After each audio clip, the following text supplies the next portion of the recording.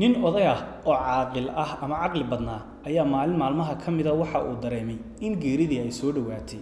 Waxa uu yeedhay mid ka mid ah carruurtiisa ama wiil yar oo uu dhalay. Waxa uu ku yidhi, aabbo, waxaa laga yaabaa in maalin maalmaha ka mida inaan geeriyoodo, balse waxaan wataa hal codsi. Intaanan geeriyoon, codsigaasina waxaan rajaynayaa inaad ii fulin doonto. Waxa uu ku yidhi, waa yahay. Odaygii waxa uu ku yidhi, waxaan rabaa marka aan geeriyoodo in aad ii geliso ama meydkayga marka la maydho kadib sharabaado. Ilmihii yaraa ama inankii yaraa arrintaasi wuu u qaadan waayay, laakiin odaygii wuxuu ku yidhi, ii samee oo fuli dardaarankayga. Waxa uu ku yidhi, waa yahay. Maalin maalmaha ka mid ah haddana waqti kadib ayaa odaygii geeriyooday. Kadibna markii la maydhay ama la dhameeyay dhaqista iyo maydhista meydka, waxaa soo cararay wiilkii yaraa oo xasuusan dareensanna dardaarankii aabihii. Waxa uu la soo cararay sharabaad. Kadibna ninkii meydka maydhayay ayuu wuxuu ku yidhi, adeero, u geli aabbahay sharabaadadan. Waxa uu ku yidhi ninkii, lama ogola. Mar kale ayuu wiilkii yaraa ku celiyey, u geli aabbahay sharabaadadan. Isagaa igula dardaarmay inaan meydkiisa u geliyo sharabaadada. Ninkii mar kale wuxuu ku celiyey, ma ogola shareecada islaamku in loo geliyo wax aan kafantaas si cad ahayn meydka. Haddii aanad hadalkayga ku qanacsanayna, u tag culimada. Wiilkii yaraa wuu cararay, waxaana u tegay mid ka mid ah culimada ama nin weyn oo caalim ah. Waxaan u weydiiyey masalada ama arrintii la xidhiidhay sharabaadadii oo odaygu ka codsaday inuu u geliyo. Wuxuu ku yidhi ninkii caalimka ahaa wiilkii yaraa, lama ogola wax aan ka ahayn kafantaasi in loo geliyo meydkii. Sidaas ayaanay qabtaa shareecada islaamku. Wiilkii yaraa oo aad u yaaban ayaa waxa uu yimi adeerkii oo meel taagan.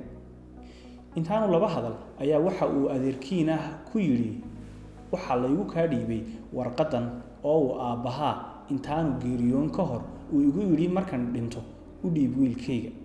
Wiilkii yaraa waraaqdii ayuu ka qaatay adeerkii, kadibna waa uu furay waanu akhriyey. Waxaana ku qornaa hadallo aad uga yaabiyey wiilka yar. Waxaanay hadalladaasi ka mid ahaa, wiilkaygiiyow, waad aragtaa wixii aan hanti ka dhintay oo dhan maanta waxay diidan yihiin inaad hal sharabaad i raaciso oo aad i siiso. Dhammaantoodna way i diideen, wax i raacayana ma jiro oo aan ka ahayn maradaas si cad ee la igu kafmay.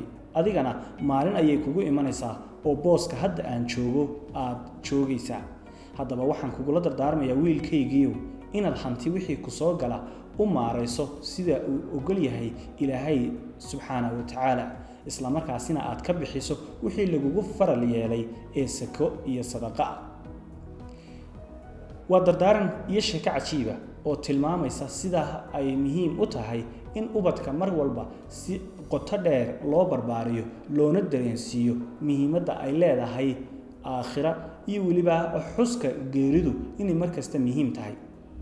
Waxa kale oo qisada ku jiray isla markaasina uu odaygan dardaaranka wiilkiisa uu siiyey uu ina tusayaa in aan adduunyadu ahayn waxa lagu sii tigaalo ama laysku sii ilaawo oo waqti dheer lagu sii lumiyo.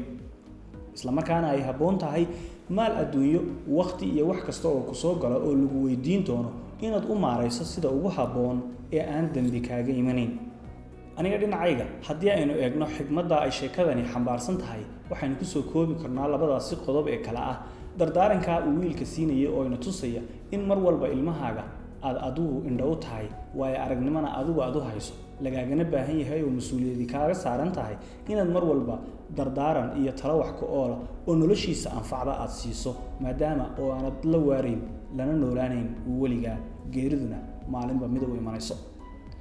Dardaaranka labaadna waxa weeye muhiimadda adduunyadu inay iskaba kooban tahay oo maal adduunyo iyo waqti wixii aad kolba hayso ee uu Ilaahay mulki kuu siiyo aad u maamusho sida ugu habboon oo aad u maarayso, maadaama oo wax lagaa weydiinayo kuna jirto su'aalaha ugu horeeya ee qabriga lagugu weydiinayo.